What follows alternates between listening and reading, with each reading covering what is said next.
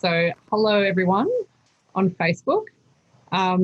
We are also, I'm just going to make myself bigger for a minute. And we're also recording this within the Zoom, and later on there will be a video package available via Vivo that will be kind of edited together of this evening. So now we've ticked over to 7 o'clock, I'm actually going to officially kick things off. So welcome everyone to the wonderful launch of the Australian Poetry Anthology, Volume 8. It's a national anthology of work by subscribers to the National Peak Body Australian Poetry. And it's also this year, for the first time ever, got a special focus on the ACT. So first up, I'd like to acknowledge that I'm speaking to you from unceded Ngunnawal, Ngambri and Ngarigo country, and I'd like to extend my respects to the elders past, present and emerging of those communities, and extend respect also to First Nations people here with us today. I also want to acknowledge that wherever we are in Australia, we live and work and write on unceded First Nations land. And I'd encourage you, if you would like to, share in the chat whose country you're on, if you would like to show respect in that way. Tonight's event is brought to you by the hardworking folks at Australian Poetry, and it's supported by the Poetry on the Move Festival and by Canberra's own weekly Monday night poetry series, That Poetry Thing. It also forms part of the ACT government's Where You Are festival, and we thank the festival for their generous support of our event. I should flag that if you are here as a That Poetry Thing regular, that there will be no open mic tonight. We will have lots of great poetry, but you'll have to wait till next week for a chance to participate in the open mic. So tonight we're going to hear from representatives of Australian Poetry, from Poetry on the Move, and from the co-editors of this anthology, Sara Saleh and myself. We'll also hear from 4 ACT poets, among 23 ACT poets are in the anthology, and 4 poets from around the country. We anticipate things will wrap up by 8:30 p.m. at the outside, but probably a fair bit earlier than that. So I'd now like to welcome Martin Dolan, who's an ACT poet and also chair of Australian Poetry. And I'd like him to say a few words on behalf of Australian Poetry for us. Thanks, Melinda. And I acknowledge, like you, that I'm talking to you from unceded Ngunnawal country. I don't intend to get between everyone watching and excellent poetry for very long at all. I just wanted to recognise that the anthology that's being launched tonight is the latest in a series that showcases the huge diversity of voices, the talented poets that make up our organisation, Australian Poetry. This anthology is a very important part of what we try and do as an organisation, which is every year we manage to showcase up to 350 different poetic voices. As well as the anthology, we've got 2 issues of Australian Poetry Journal each year, the National Journal, and a digital volume that showcases under 30s and emerging voices among our poets. And we have partnerships with the major literary festivals and produce poetry-focused events for them. Our aim is to be the national organisation for the diversity that is Australian poetry, and we want more and more to become a voice on those issues that are important to poetry as an art in Australia and towards the broader community. That's it, except to thank various people that have made this possible: project funding from the Australia Council and Creative Victoria, funding from the Melbourne City of Literature and from the Cultural Fund of the Copyright Agency. And that is all except to thank the editors for what I think is a superb anthology of poetry, and one that you should not hesitate to get your hands on as quickly as possible. Over to the rest of you. Thank you so much, Martin. So I'm now going to call on distinguished Professor Dr. Jen Webb to say just a couple of words on behalf of the Poetry on the Move Festival. A couple of words. There should actually be Professor Paul Hetherington, but he didn't answer his phone. So I'm doing it instead. Poetry on the Move has been dented, I suppose, as everyone noticed, but not broken by COVID-19. The empathy and energy and passion and the cold and star-like eye of poetry can't be easily beaten. We are thrilled to be part of tonight's event and grateful to Australian Poetry and the other funders. We also want to remind you to check the Poetry on the Move Facebook and website for blogs and readings and workshops and everything else. Huge thanks to Shane Strange, who designed the Standard Festival, got it all going, and then seamlessly transitioned it to online. Thanks to Samuel Bernard, who is the interim director and is in the festival driving seat, to the University of Canberra, who's still funding the festival, to the magnificent Smith's Alternative, who, in the absence of our coffee and wine buying, continue to give us their name, and to the extraordinary Anthology. I'm so chuffed to be part of it and so thrilled to see so many other poets here tonight. Ciao. Thank you so much, Jen. And yes, I should have mentioned that as well as being the distinguished professor and all-round wonderful person that she is, and representing Poetry on the Move, she is also a poet with a poem in the anthology. So congratulations on that, Jen. So now it's Melinda Smith here. Hello. I'm one of the co-editors of this anthology, and I have now been dobbed in to say a few words on behalf of both of us. So that's myself and my wonderful co-editor, Sara Saleh. And I'm incredibly humbled to have had the chance to work with her on this, and I'm very proud of what we've made together. So I'm, again, not hogging the mic. I'm the ACT half of the editorial team, so this is why I get to do this bit of the presentation. I'm really grateful that we can all come together this evening at what's been a particularly difficult time for our community. Tonight, we'll do what we can to comfort each other with our poems, as well as challenging each other to grow and improve. And we encourage others, particularly organisations and institutions with influence, to do the same, to really reflect internally and not be afraid to self-audit and edit as they create safe spaces for artists so they may bring their full selves. I'd like to start out also with some thank yous.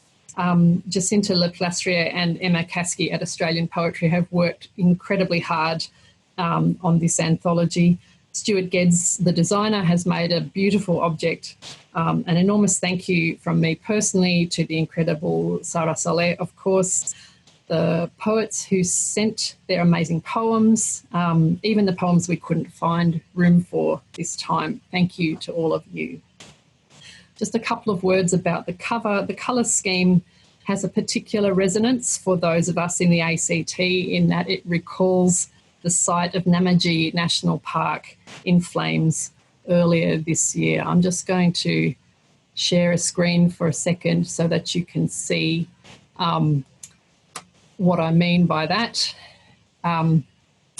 So that is an image of Namadgi National Park on fire, which was provided by the ACT Emergency Services Agency. And you can see that the colours in that map amazingly to the colours chosen by Stuart. So it's very resonant. And that intriguing pattern of punctuation that you can see on the cover comes from the poem What's Your Body Politic by Lou Garcia Dolnik, which is in the anthology. So look out for that as you're browsing through. If I may, I'd now like to read a little bit from the joint foreword that Sara and I wrote together. So the anthology opens with the voice of a poet that we have lost too soon, the co-founder of First Nations Australia Writers Network, or FNORN, and also significant ACT region writer and Wiradjuri woman, Auntie Kay Reid Gilbert. It's just gone 12 months since we lost her, and her work is a continuing provocation to think about this nation's own untruths and distortions and the responsibility we have as storytellers and as people benefiting from the ongoing colonisation of First Nations people to be honest about our roles, to tell the truth or elevate it when it is not ours to tell. Auntie Kay's courage and generosity of spirit live on through these words of hers that we are so honoured to have and which open the anthology. We could have filled this anthology solely with apocalypse poems. Equally, we could have filled it with delicate, beautiful lyrics and nothing else. But in choosing the poems together, we found we wanted to strike both notes and many of the other notes in between. So to make a chord, essentially, however dissonant, to contain multitudes. Arguably, our duty as artists is to bear witness to all of it, from the looming catastrophes of runaway climate change and epoch-making bushfires and a deadly global pandemic, which do appear in some of the poems, to the ever-present entrenched societal injustice, to the smaller griefs, puzzles and epiphanies that enter every human life. If we ignore the big picture, we become irrelevant. And if we ignore the small things, we ignore the beauty and complexity and mystery of what it is to exist, of what it is we stand to lose. It's in allowing us to play and hear many notes at once, to encompass contradictions without being destroyed by them, that the strength of poetry lies.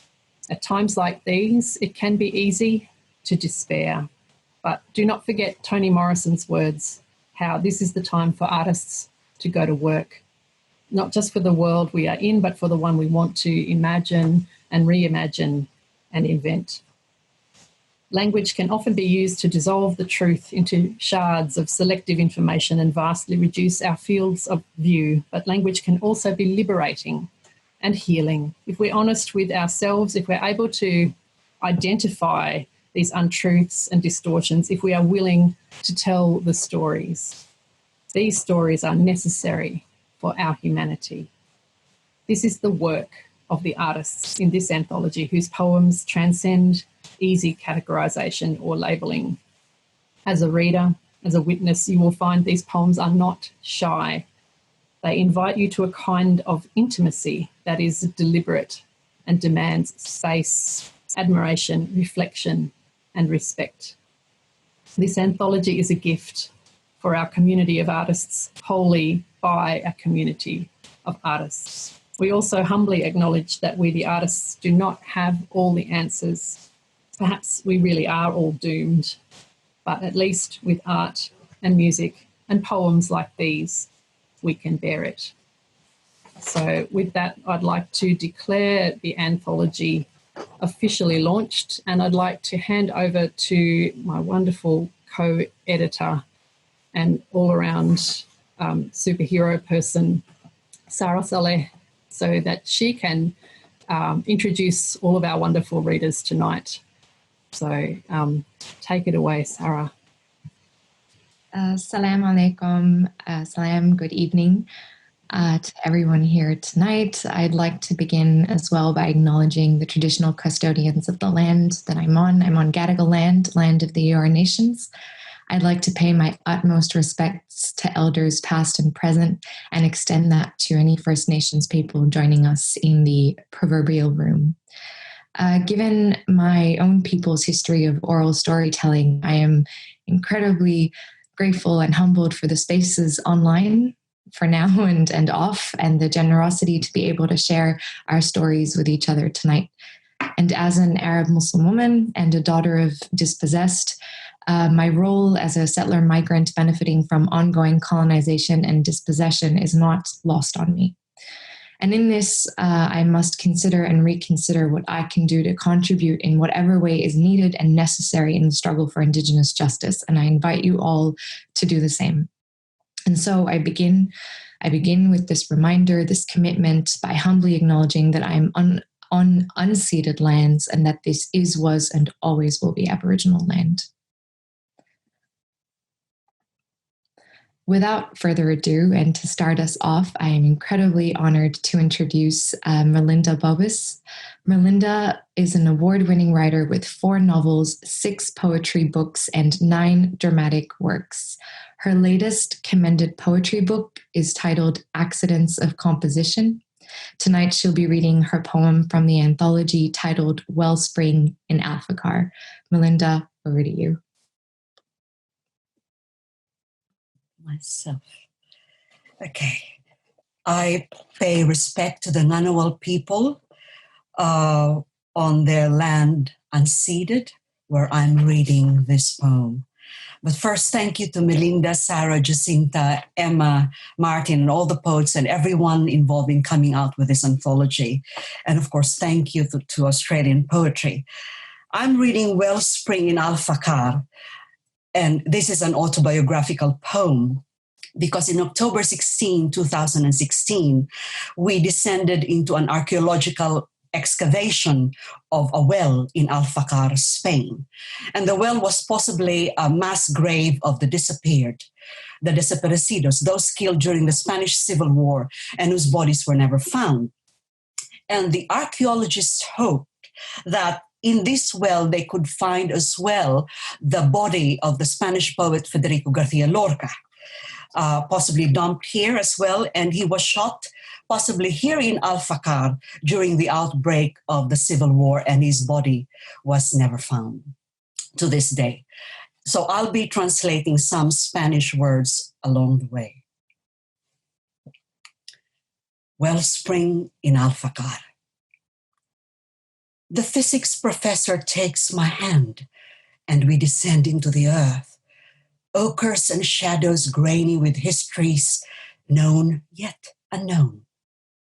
The sun descended way ahead, as had the others never met. But maybe here, a key in my ear, their possibility whispered by the linguist Esperanza, translated into hope, urging on the archaeologist. Voice clear as air, but no comprendo his science in Spanish, so the linguist perseveres as we descend. Here, the layers of tierra. First, imposed earth, reddish diggings for a soccer field. Then, natural earth, a little darker, and deeper down, a new stratum, almost white, surprisingly. I think of bones. Then the main hole, darkest brown, large enough to curl up in for the night. But I'm a stranger here, so tread softly, tenderly, and listen with equal tenderness as a mother does to her singing child, to this translated possibility. This could be it. The well. The reference are here. Hypothesis or wish or longing. Let them be here. Presumptuous, I've descended into the archaeologist's heart. As I translate this excavation, my language fills his whole, singing over his science, or a mother's singing child. What is the tune of longing? But I'm a stranger here. The professor, the linguist, the archaeologist understand and wish for me to understand. So they translate. But the shadows are fully descended now. I can't see their faces. It is their breaths, I understand. Comprendo. Breaths, little notes against my skin, into my ear, circling the square hole, softening angles, arcs of air connecting arcs of histories, of griefs known and unknown. Perhaps how a mother sings back to her singing child. Silencio ahora, querido, y escucha. So the square, becomes a sphere, a whole note spun into ovum of the earth, fitting us all in. Fernando the professor, and Carney the linguist, Javier the archaeologist, and Merlinda, Magdalena, Reynes, and all of you too. All listeners now, and all named. Unlike the others we have yet to meet, if they are here, aquí, in this wellspring of histories of desaparecidos that disappeared from a war as long ago as a longing, perhaps soon to be found. Hear them breathe again into our ears, our lungs, so we can find how the living and the dead come full circle, all tender now, with each other, with those just met, might never meet. I wonder how one finally meets face to face with a longing. So I ask the archaeologist about his heart. How does your corazón cope with this job? So he tells the story of how once he unearthed a skull while a sister waited above ground, hoping, this is me, hermana, my sister. From his eyes, water wells, his heart excavated out in the open. But he could only offer his science. The long-awaited skull was not her sister. And yet, she begged, let me please embrace it anyway. Suddenly, we're all embraced. Aquí en el corazón. Here in the heart of a sister, brother, father, mother, singing back to a beloved, singing back the breath of the living to the dead, welling up from the deep and singing back. Silencio ahora, queridos, y escuchan. Silence now, dearests, and listen. Maraming salamat. Thank you very much. Wow. I'm very lucky because I'm the only one who can actually talk and react right now, but absolutely no words. Thank you so much, Melinda, for opening tonight with that absolute force of a poem. Next, I would like to introduce Laniyuk. Laniyuk is a writer and performer of poetry and short memoir. She has been published online and in poetry collections, received multiple writers' residencies, and was shortlisted for the 2018 Nakada Brophy Poetry Prize. She is currently completing her first collection of work. Tonight, Laniyuk is performing her incredible poem, Country. I'm calling today from Wellington, Aotearoa, the unceded sovereign lands of the Māori people. And at the moment, actually, we're in a period of celebration for the Māori New Year, Matariki. And it's had me reflecting a lot on what I would like to foster for this new year, what I would like to bring into my life for this new year. And in this moment, I'm with you from across the ocean. The time difference is a little bit forward. I'm a little bit more tired. I'm sitting down on the floor and I'm using fairy lights to create appropriate light setting. So I'm getting this beautiful orange glow. But it's got me thinking a lot about the accessibility that has shifted in the arts during this time of change, during this time of COVID. And I would like all of you as artists, as curators, as people who enjoy the arts, to please, moving forward, center disability justice in our work and the ways that we arrange and organize. We can't allow this type of effort that we're creating for ourselves as able-bodied people to be lost. As we move forward, we have to center disability justice and accessibility in the arts. And I ask all of this of you, of all of you, during Matariki and during this time of New Year and change. I was thinking, Sara, thank you so much for having me. I was thinking maybe that I would share a different poem, as I'm sure all of you will have an opportunity to read Country during in the journal itself. So I'd like to share another poem, another recent poem that I've written, which is called In the Image Of, and I wrote in response to a video created by another Aboriginal woman, Gabby Briggs.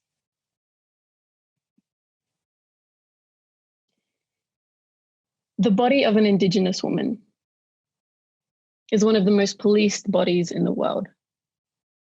We've worn the bruises and broken bones from the ugliest methods of war, carried babies forced into our wombs, and lost our voices from screaming when you stole them from us. We wore fake smiles on our faces to survive forced assimilation.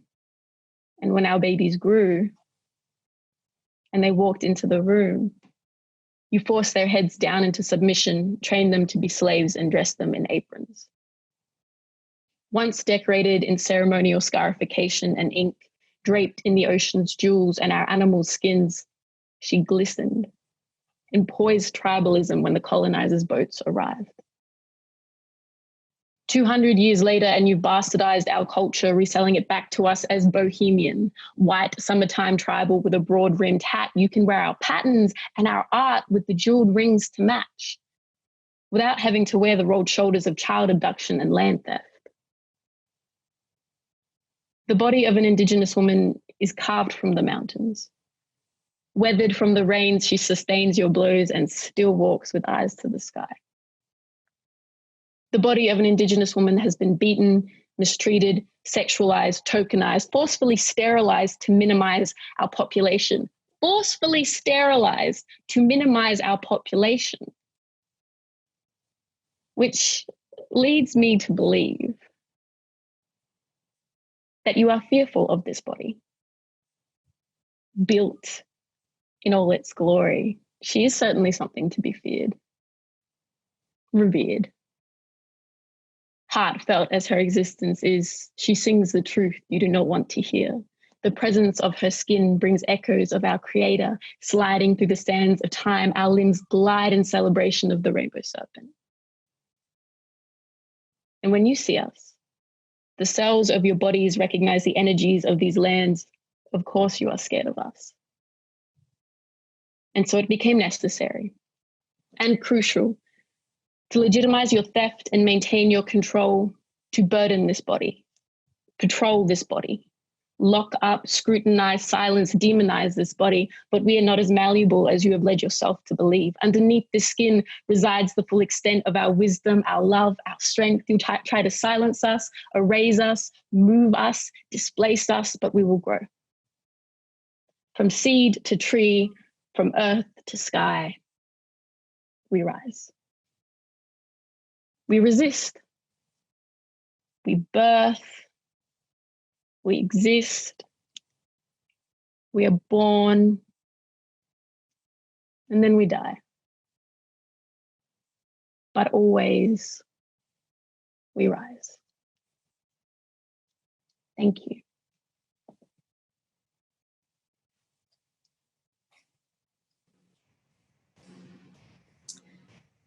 I'm just giving you a second as everyone applauses. Thank you so much, Laniyuk. Thank you for gifting us with your time from another time zone and with your words, striking and sobering as they are.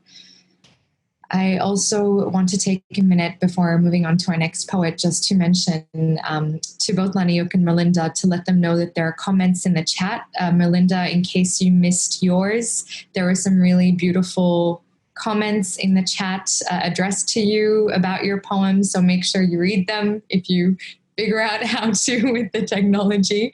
And Laniyuk, yeah, I'll leave you to read the comments. Thank you again. And I hope that you rest well and journey safe back whenever you do. Next up, we have our next poet for the evening is Judith Nangala Crispin. Judith is a poet and visual artist of Bangarang descent and poetry editor of the Canberra Dimes. Judith has 2 published collections of poems, The Mere Bearers and The Lumen Seed. We are honored to have her read her poem here tonight, titled On Finding Charlotte in the Anthropological Record. Judith. Hello, everyone. Can you hear me? Yep. Okay, good. Lots of thumbs up there. I'm just going to preface this rather briefly. Because of the genocidal policies of successive Australian governments, as we're all aware, there were generations and generations of Indigenous babies that were taken from their families and raised by white people. Probably what gets less attention was the Indigenous babies that didn't get taken because their parents lied. Their parents or their grandparents lied or moved them halfway across the country and told them that their grandparents were Spanish or Italian, or made up any plausible kind of lie that they could. And now we're at a point where a lot of those people are going back, trying to find where this all began, trying to reconcile themselves with these missing figures in their family trees, the missing birth certificates, knowing that nothing will come from it. They'll never feel legitimate as Indigenous people, but they can't feel legitimate as white people, continuing to propagate this sense of privilege without acknowledging those people that was sort of shamefully covered up in their own families. And it's a painful search. Some people will never get to the end of it. They'll never be able to untangle it. Other people, it might take decades. It's worth, I think, mentioning that because sometimes in the discussions that we all have around privilege, it's assumed that privilege is economic privilege or that it's social privilege. And for many, many people, that's absolutely true. But I guess it depends a lot on what you value. It's a kind of a loss of privilege too when you walk through life knowing that you'll never be able to speak your ancestors' language because it's been taken, or you'll never know the true name of a particular ancestor as well, if that matters to you. That's an important thing to bear in mind. So I'm going to read my poem now, which is called On Finding Charlotte in the Anthropological Record. We meet on the surface of a photograph as a fish and bird might meet in a lake at some point of sky and the water's plain. Charlotte. In a book called The Aborigines of Northern Victoria, sits jade black on earth, wind disarranging her hair. Trees obscured by falls of campfire ash. Her nudity is covered by a blanket. I don't know if her breasts are hanging, if her thighs bear designs or marks.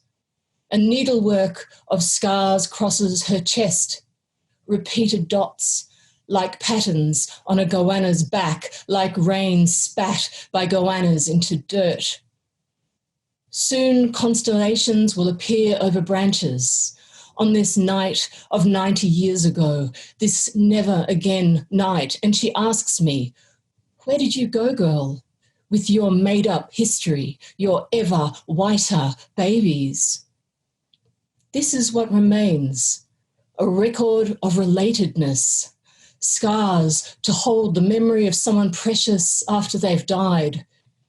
We begin by cutting skin, rub wounds with gum and ash, black ants to cauterize the flesh. I remember them telling me, don't worry, this blackness fades with each generation. Charlotte is a map of country stained by massacres, Skull Creek, Poison Well, Black Gin's Leap, a geography of skin and land, maps for the returning, for those who speak only a murderer's tongue, whose songlines are erased, who consulted departments of births, deaths and marriages, who stood beside rented Toyotas clutching photographs in 100 remote communities, asking strangers, "Do you know my family? Can you tell me who I am?" This moment, an old light is crossing the boundaries of emulsion, and I say to her, "Charlotte, grandmother of my grandfather, I am Judith, and these are my scars."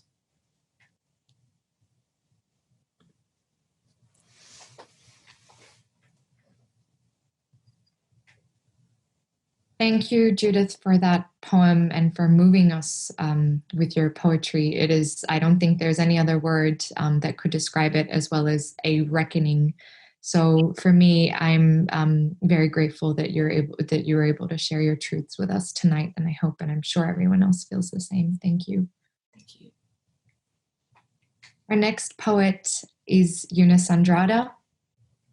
Eunice is a Filipina poet and educator. Flood Damages is her award-winning debut poetry collection. Eunice will be reading her poem in the anthology titled Instead of Finding Water. Hi, everyone. I would like to acknowledge the Darug people of the Eora Nation, who are the traditional custodians of the land I'm on.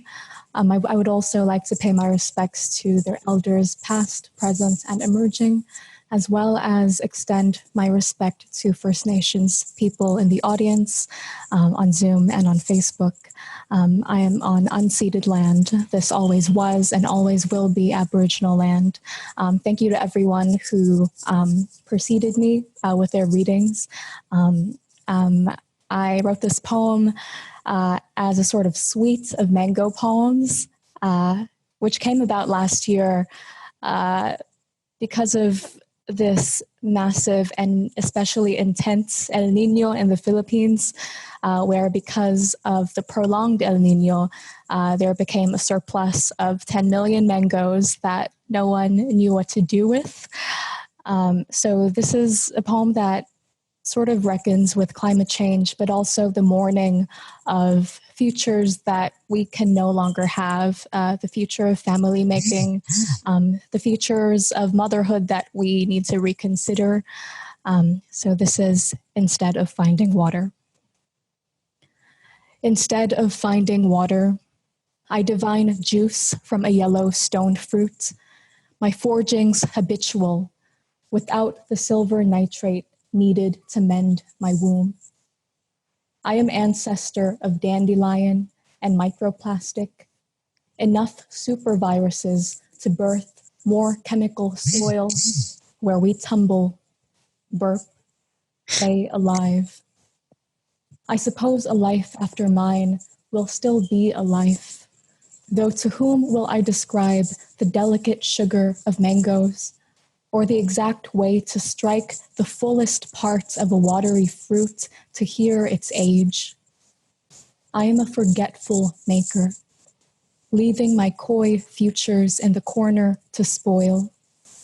I was going to make the bed. I was going to make myself last. Thank you.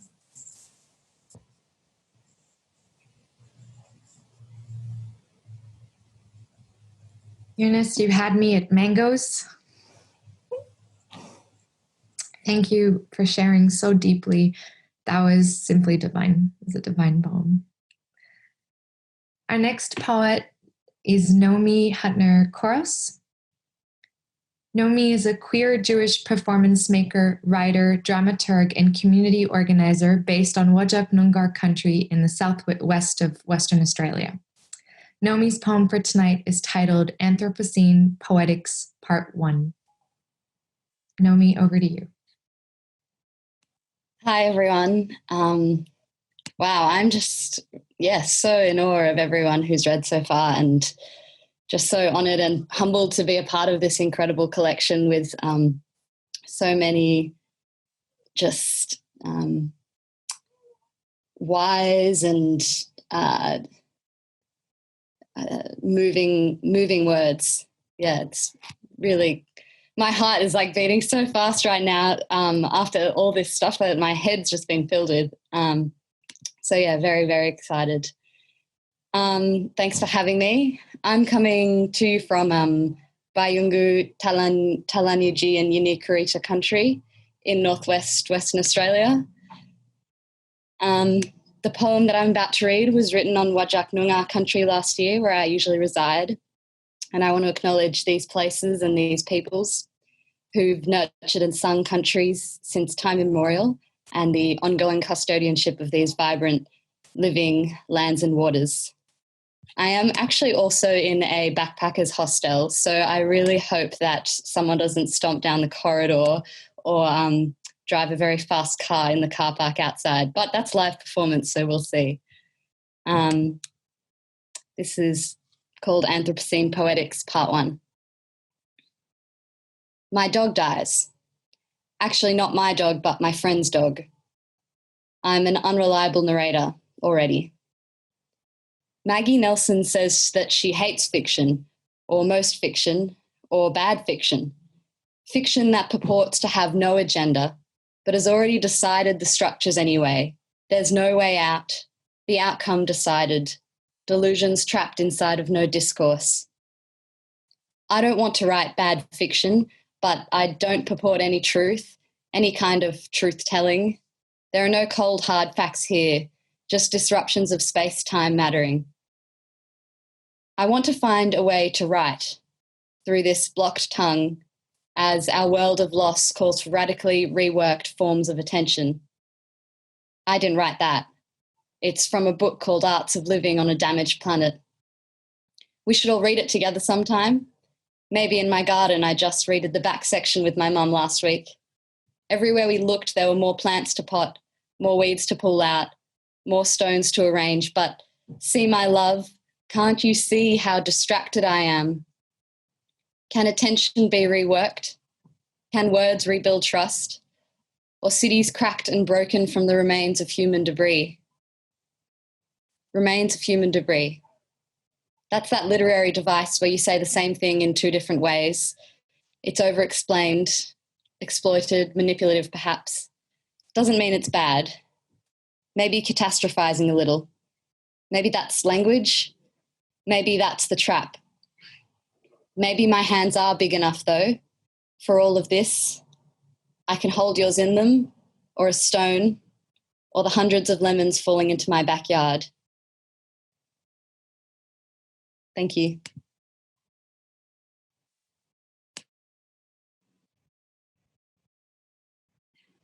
That was exquisite, Noemie. Thank you. And it definitely got my heart beating fast as well, so I can join you on that front. Thank you so much. Thank you.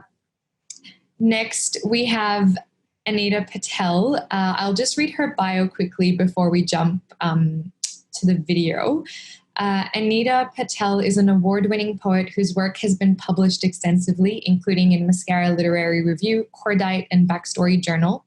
A Common Garment is her most recent collection of poems. Anita couldn't join us tonight, unfortunately, but was generous enough to record her poem and gift it to us. The poem is titled Onka Paringa, and we'll be playing it for you in just a sec. Hi everyone, I'm Anita Patel. Before I read my poem, I'd like to pay my deep respects to the Ngunnawal and Ngambri people on whose country I live and from where I will be reading my poem. And I'd also like to pay my respects to the Kurrana people whose country features in my poem Onka Paringa. Onka Paringa. Driving through Onka Paringa on an autumn afternoon, I remember the first time I saw this word, Onka Paringa, the loveliness of it, printed neatly in my school project on Australian wool production. I am a girl from an island of steamy sunshine where no one has ever needed to wear wool. But I copy down these woolen facts. Sheep are sheared once a year. Wool is scoured in baths containing water, soap and soda ash. Carding removes residual dirt and other matter left in the fibres. Our dining table is strewn with snips of coloured yarn, pictures of merinos in dusty paddocks, and samples of fuzzy fabric from Onkaparinga. I am a girl from a land of coconut trees and rice fields, where sheep are non-existent. But I learned to savour these cosy words. Shearing, grading, scouring, carding, spinning, weaving, worsted, twill, bobbin, fleece, spun yarn, jumbuck. They fold around my new heart, warm and snug as a plaid rug, pale blue and pink, woven in Onkaparinga. Today I discover that Onkaparinga derives from the Kaurna word, Nganki Paringa, the women's river. I wish that I had known this over 4 decades ago, when all that mattered was the fact that this country rode to prosperity on the sheep's back, and Onkaparinga was the place of looms and blankets. And my project had to be perfect, because I was not. I wish I had known that my love for Onkaparinga, those splendid syllables, was really a love for Nganki Paringa. I wish that I had known this, because wool still prickles my tropical skin. But I am a woman who loves rivers. Thank you. I am so in awe of our poets tonight. I don't know, I guess I'm a little biased and also am I allowed to say that? I'm in awe of who we picked. Yeah, okay. Really excited. I have goosebumps, even though I've obviously read these poems countless times. It's so amazing to see them in person. Our next poet, Shastra Deo, was born in Fiji, raised in Melbourne, and lives in Brisbane. Her book, The Agonist, won the 2016 Thomas Shapcott Poetry Prize and the 2018 Australian Literature Society Gold Medal. I'm so excited to hear Shastra read her poem, Orichalcum. Thank you. Thanks, Sarah. I'm broadcasting from the stolen lands of the Turrbal and Yagara people. I want to pay my respects to elders past and perpetual and to all First Nations people sharing the digital ether tonight. Although colonial violence continues to this day, First Nations people have a long and unbroken history of storytelling and of knowledge that is essential to Australian poetry. This poem I'm going to read is about a video game, Final Fantasy 15, but it is also about my father. Orichalcum. I don't know what will happen to my body afterwards, but I want to return to the reservoir outside our hometown where we caught catfish in the summer, my father close to kneeling at my feet. The tender press of his thumb against the skin beneath my eye, the tear there, clumsy fingers cradling the curve of my skull. The catfish thrashed in his free hand, and I did not realize the reach of the sunlight was critical. The last time I saw him, my father stood as he stood in the brook bed, tall like the victory of Samothrace, ruin braced in the shadow of his back. In the water, I looked at him as we look at the things we've lost. The crag of his brow, smile mapped clear in the crook of his cheek. Cartographies of silence. The way he sank down as if struck. The catfish, violent with panic in the naked air, alive in gold. Thank you.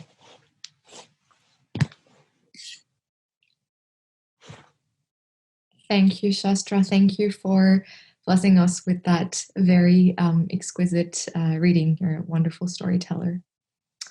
Our next poet and our last poet for tonight, I believe. So an extra drum roll for Isi Unikowski, He has a PhD in political science from ANU. His poetry has been widely published in Australia and overseas. Tonight, he will be reading his poem titled A Pebble for the Quiet Place. Thank you, Sara. Thank you very much. And thank you for the opportunity, of course, to be a part of this evening, part of the anthology. And in particular, of course, thanks to your co-editor, Melinda, for picking me as one of the ACT contingent. So, of course, I'm circling back to the unceded lands of the Ngunnawal and Ngambri peoples. I'm here at the ANU this evening. Their lands form the place in which this poem addresses the vastly more recent histories of the white settlement of this area. Even in such recent history, though, there are also layers of remembrance and forgetting. And so some of the places that I mentioned will, of course, be familiar to Canberrans, if not more widely, or perhaps may one day become more familiar. Remarkably, though, many of the places that I mentioned in this poem are actually not all that familiar, even to many Canberrans who have lived here for quite a few years. The title, A Pebble for the Quiet Place, is a reference to the Jewish custom of leaving a stone when you visit a grave to show that somebody has been there. Now, with all seasons damaged under our savage dominion, it's strange to think 7 people drowned here, that water once flowed with such force down this culvert between greenhouse cubes of midday silence, cubbies adrift in the quiet, slides with hands in their pockets. Elsewhere, the future rears on haunches of rare marble and parquetry. Its attendants show you reconstructed offices with their quaint typewriters, an ingenious system for sending documents by tube, ornately framed portraiture of our various pasts. But don't be fooled. Every city is really 2. You think you are familiar with these streets, that they ask nothing of you. But until you have come here, you have only been acquainted with the first, its shared and gifted future. At Lake's End, suburb's edge, secreted from the hubbub on the terrace, glimpsed from the approach to the town centre, dropped like quotation marks the elderly use on greeting cards for emphasis.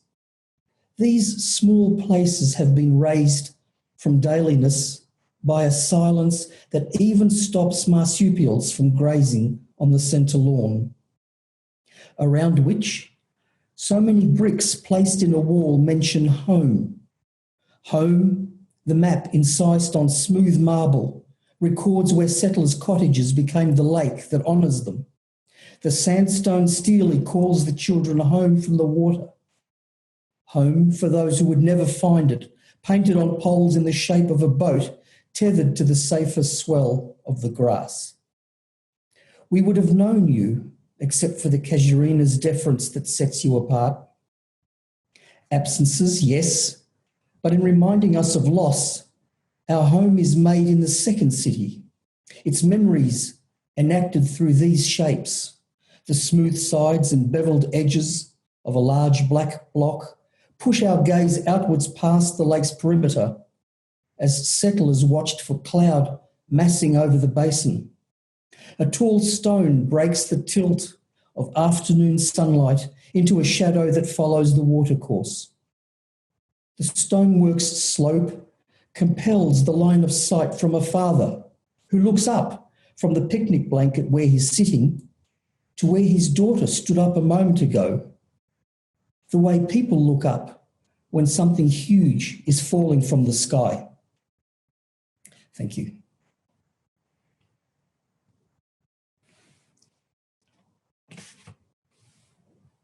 What a fitting way to close. Thank you so much, Isi, for that. Though just a snapshot of our anthology, I hope tonight's poems are an invitation and a provocation for all of us to think about this country's histories, real histories, and its futures.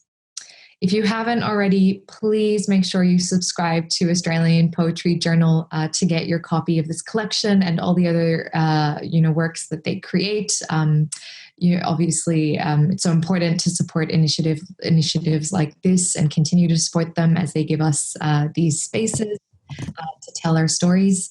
I think you can do that by visiting their website or their socials. I'm pretty sure we can pop the details in the chat for you guys. But yes, please, if you haven't, do subscribe and support and share and all the things. That's it from me. Over to you, Melinda. Thank you.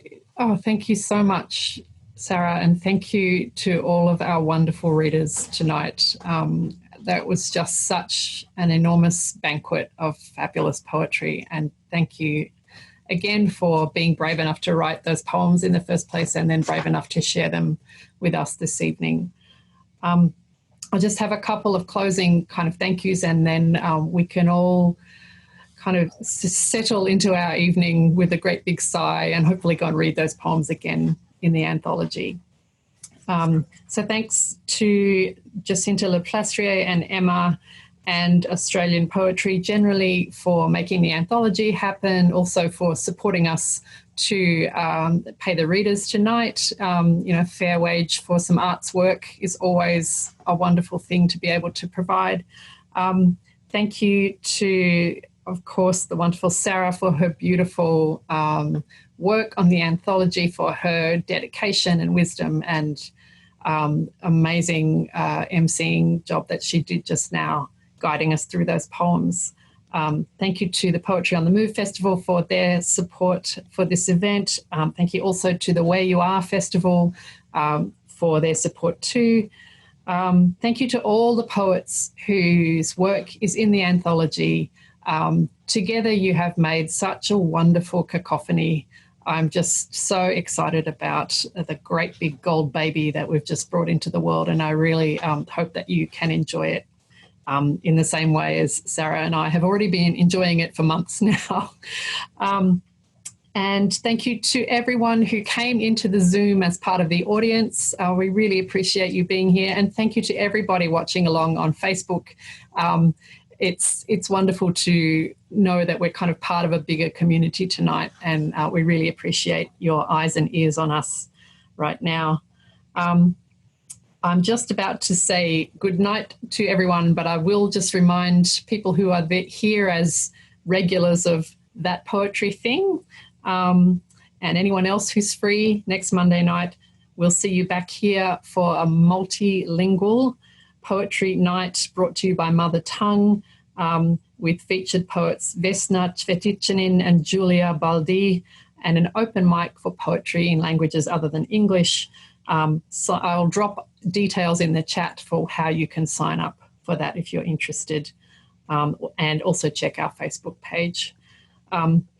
So I think that's basically all I have to say. Thank you everyone again for being part of tonight.